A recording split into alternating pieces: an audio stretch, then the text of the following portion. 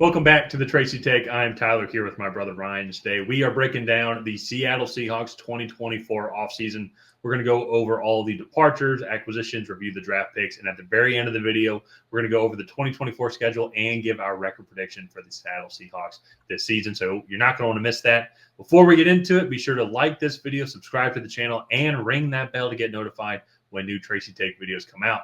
We have videos coming out every Monday through Friday at 5 p.m. Eastern time. And then when the season starts, we are going to be doing a weekly prediction video for all the Seahawks games, and you're not going to miss those. So like, subscribe, and ring the bell. Ryan, let's pull up the stats here. So these are the stats of the 2023 Seattle Seahawks. That's their team stats. And the biggest thing that kind of stuck out to me is I think they have mostly all around, you can probably agree or disagree with me. I think skill position players wise, above average to highly above average. I think a majority of the skill position players wise, their biggest issues, and I think that these numbers here represent that, is the trenches. That was their biggest issue in 2023. You look at that in the rushing numbers and also to their defensive rushing numbers as well. I mean, with the running back trio of what's his name, Kenneth Walker, and then Zach Charbonnet as well. They should be better than 28th in the league. And then also on the rushing defensive side of the ball, they just give up a lot of rushing yards, and they felt like they was very weak on the defensive line just in general. The defensive interior, I would say, because it did produce a decent bit of sacks. But that, to me, I think was the biggest weakness, biggest thing that held Seattle back. They did deal with some injuries. Geno Smith regressed a little bit based off his amazing 2022 season, which I think was expected. But I think then him battling injuries, I think, also played a factor into that as well. Would you agree with that kind of assessment? And what were some other things you thought the Seahawks did well in, or also or poor in? Yeah, I agree with that. Just the trenches. I think both their tackles also, I believe, got hurt or played injured this year as well. So just getting that interior stronger and then staying healthy at the offensive tackle spots is very important. But then also the total yards is 30th, I believe, instead of first. But with that, their rushing stats on that defensive side of the ball are just not good, especially for how this team wants to play. You can't utilize having two really solid corners if your front seven is that porous. So definitely revamping that was a big priority for them this offseason. And then also, like, part of the reason why this passing defense was not as good was they were having to bring extra guys into the box and kind of putting themselves in some unfavorable positions there. The one thing they did do well was get after the passer on the defensive side of the ball. They got 47 sacks, which is above average in this league. And they did generate 19 turnovers, so that's a good number there as well. But again, just getting stronger against the run in the trenches, I think, is going to be very important as this team kind of develops. So one thing with the offense that I wanted to bounce back to was everybody was really down on Geno Smith, his performance last year, because I guess they expect him to take another leap. I think if you look at what he was doing per game when he was healthy, it was actually pretty similar to what he was doing in 2022. And I think this offense was actually very similar to 2022. I just feel like people expected them to improve in 2023, and they just kind of stayed the same. And so I'm really curious to see in 2024 if they do improve, if they do take a step forward, or if they remain at that same level with Geno Smith. So well, and that's where I agree with you. Is like he was battling the injuries, but at the same time, though, they were kind of one dimensional on the offensive side of the ball. Like they didn't even average 100 rushing yards per game, and they could kind of get away with it with how good DK Metcalf is, Tyler Lockett. Then you had Jackson Smith and Jigba on there as well. So you can kind of get away with it just because of how good that receiving trio is, and it's going to be even to in 2024. So if they can get somewhat of just an average running game, that's going to be just a huge improvement overall to this offense, because you can mix it up a little bit more. And instead of really relying on these teams or on games to kind of go into a shootout or hoping that you're just going up against an inferior team. Because the Seahawks, to me, kind of were the epitome of, if they were the better team, they're going to win that game. And if they were going up against a more caliber playoff team, they're going to lose that game. When they go up against San Francisco, I think a perfect example. That Dallas Cowboys game, I think, was a perfect example as well. That I'm pretty sure they ended up losing that one. Yes, they did. 41-35. They just couldn't stop Dallas at all. And then at the same time, I mean, it took them to have a great offensive performance for them to stay in that game as well. I think DK Metcalf had a couple touchdowns that game. And so, and yes, thank you for catching me on that. Yeah, so they were 30th in overall total defensive yards, team defensive yards at 6,313. So not first. My apologies. That was the Browns. So, but in general, though, I think moving on, I think it'd be good to move on to the departures here. And so starting off, Bobby Wagner, Evan Brown, Damian Lewis as well, and then Jordan Brooks. Those were the ones that really stuck out. I'm going to throw in Drew Lock also as well, just kind of more of a point of emphasis to who we'll talk about that they added as well in that position. I think players, obviously, starting minutes were lost, but I don't think that it's the worst thing as well, especially then too with Bobby Wagner's 34, 35. I mean, he's one of the better linebackers to play the game, but he's just getting up there in age. So I can understand a new regime not wanting to have his talents on the field just because of age, won't want to get younger in there. And with the struggles of the offensive line, if you lose a couple of the interior offensive linemen, I think it's okay to let them go and try and get a little bit younger as well. I think what's going to be curious for me is in the free agents that are still out there, Quandre Diggs and Jamal Adams. I have not seen anybody or seen any news yet on if those have changed as of the recording of this video. So if that has changed, let me know in the comments. We'd love to see the link to kind of what had happened there. But I think that's going to be interesting just to go see how, as we're set in the corners with Devin Witherspoon and then the what's his new name now, Reek Woolen. And so the corners, but I think having the safeties, free safety, strong safety, how are they going to want to bring them back in and potentially even just have more depth? That's going to be interesting to watch as well. Even too, going back to more of the offensive line, I'm just not making this connection, but Phil Haynes and Jason Peters also are guys that are still free agents as well. So it'd just be interesting just to see how they're going to keep rebuilding this offensive line.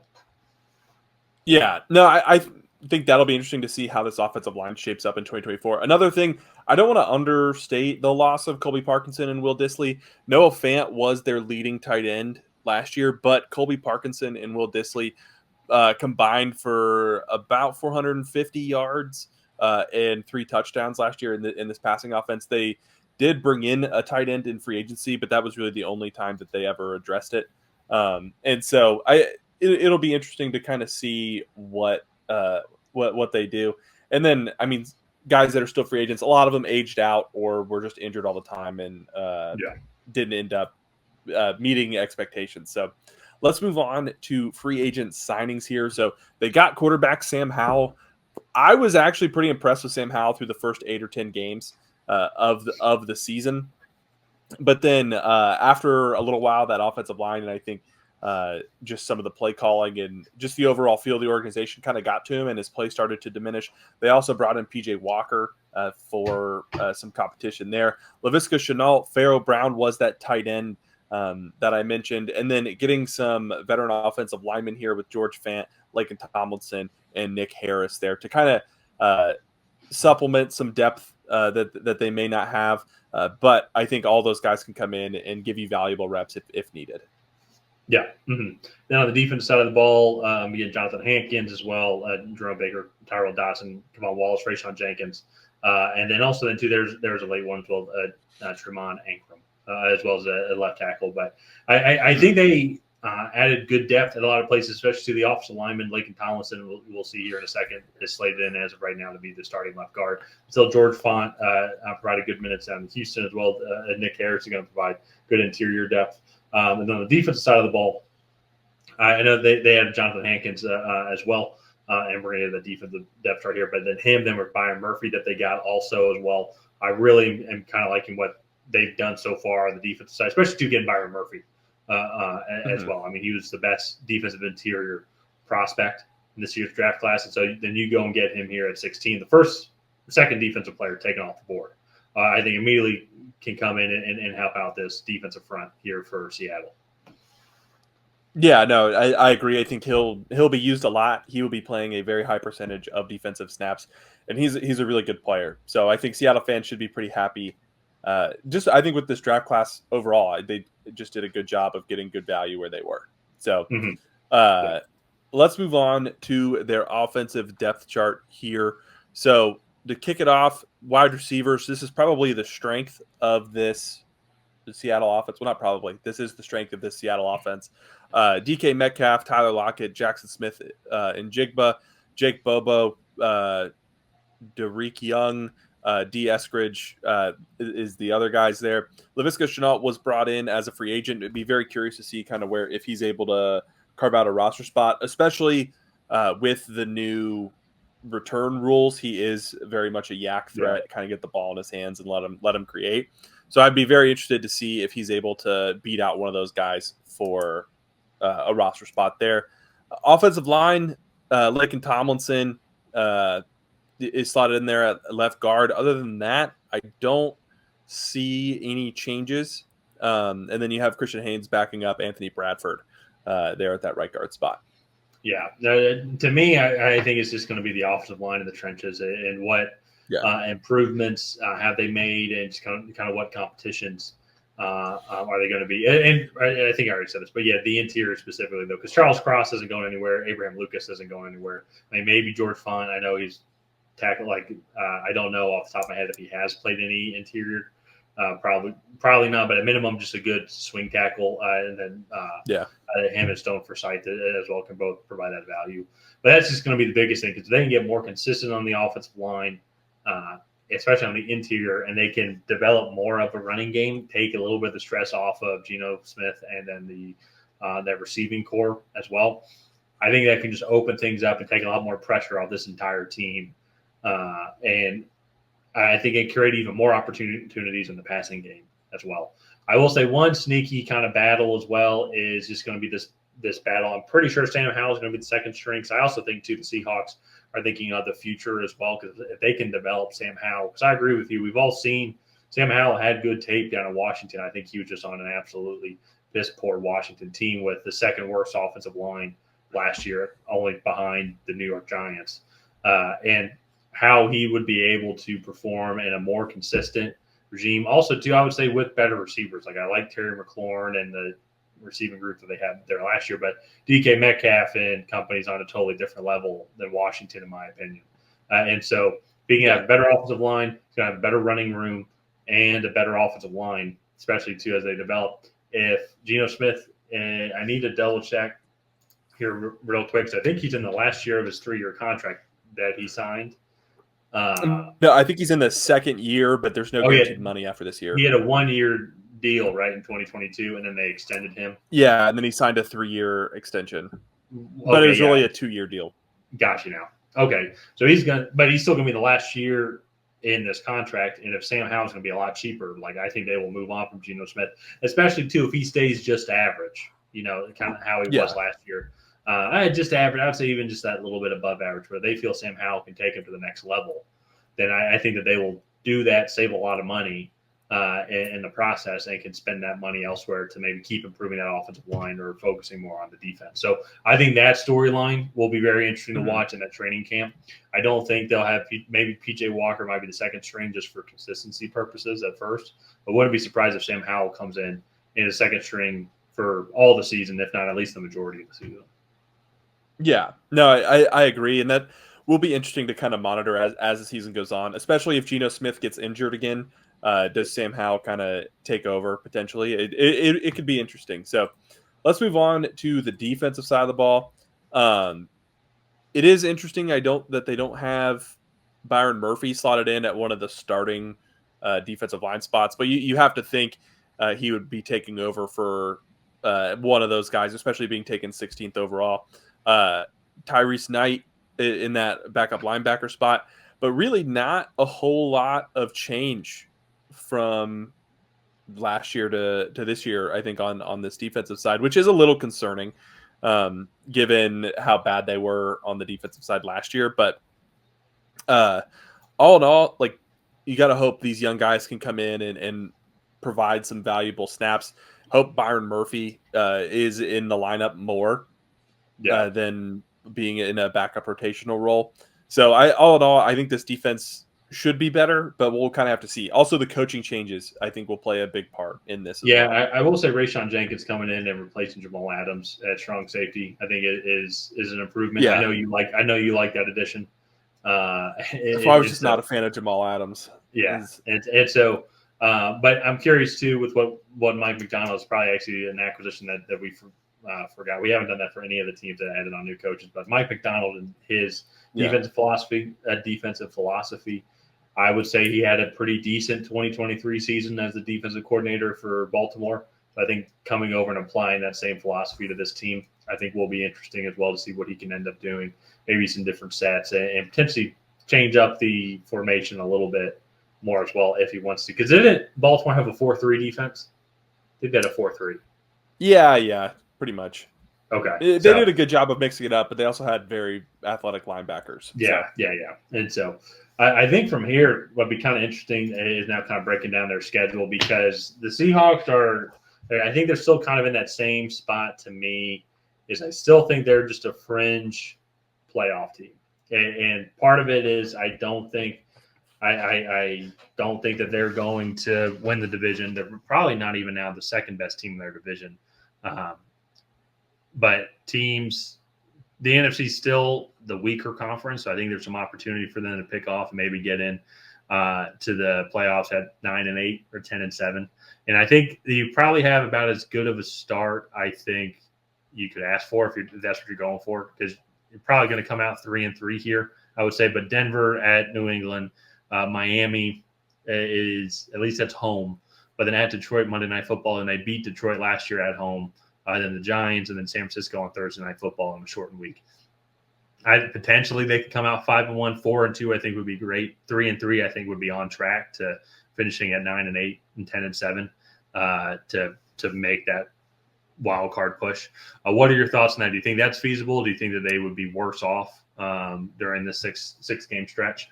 No, I think 3-3 is probably right. I just.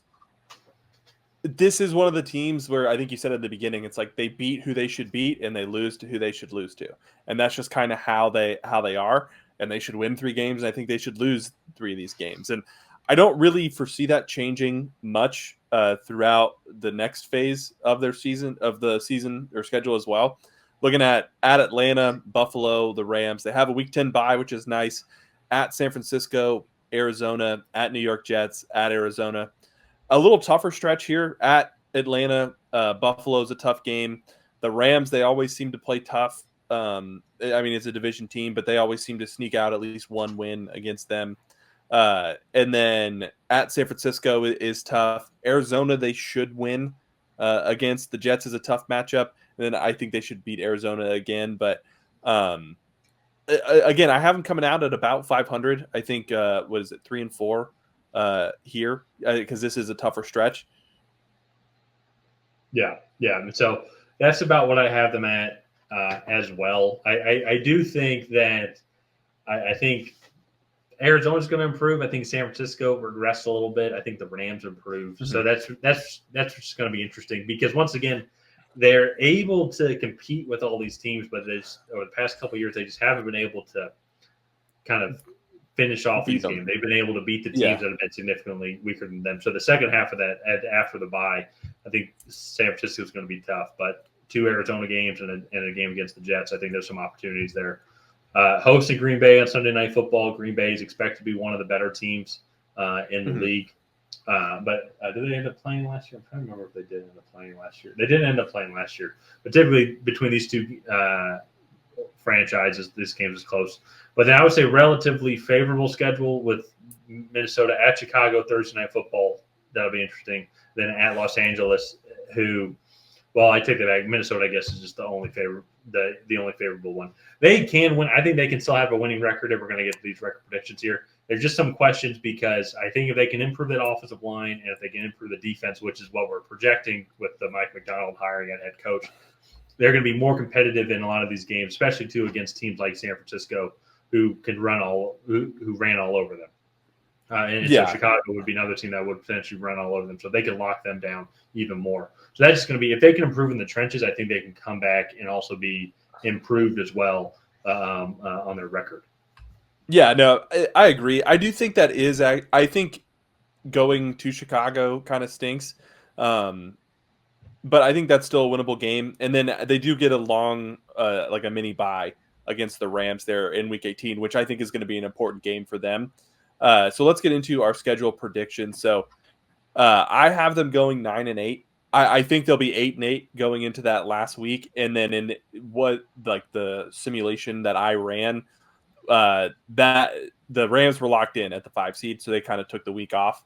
Um, and I think the Seahawks play to 9-8. They just miss out on the playoffs again for the third year in a row. But again, I just think that's what this team is they're going to beat the teams they should beat. They're going to lose to the teams that they should lose to, and those teams don't usually make the playoffs. Yeah. I think their fringe playoff team, as I said, I think 10-7 gets it done.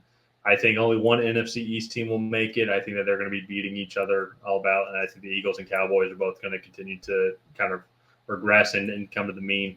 I think the NFC South is not that great either, so there's going to be the one division winner that comes out of there. Hopefully, it's Atlanta. I think the NFC North is going to be interesting because they have three good teams in there, and the same thing with the West.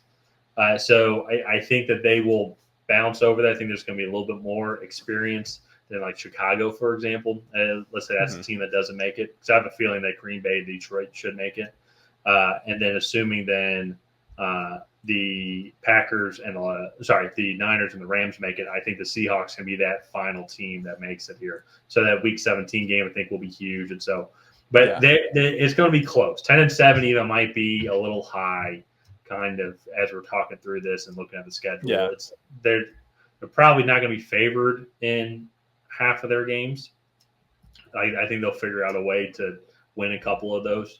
So it's just going to be interesting. It's really going to be, I think, between that 8-9 and 10-7 range for the Seattle Seahawks in 2024. Yeah, but again, I just think that's who they are, and they could have that like stunning Eagles win. Now I think looking back on that was like right at the start of the Eagles kind of demise at the end of the year. And so like they will have one of those. They might lose one that they should win. But I think all in all, this team's going to be relatively easy to kind of predict, especially matchup wise. Like you said, if they play a really heavy run team, well, it'll be interesting to see what they're able to do against those teams.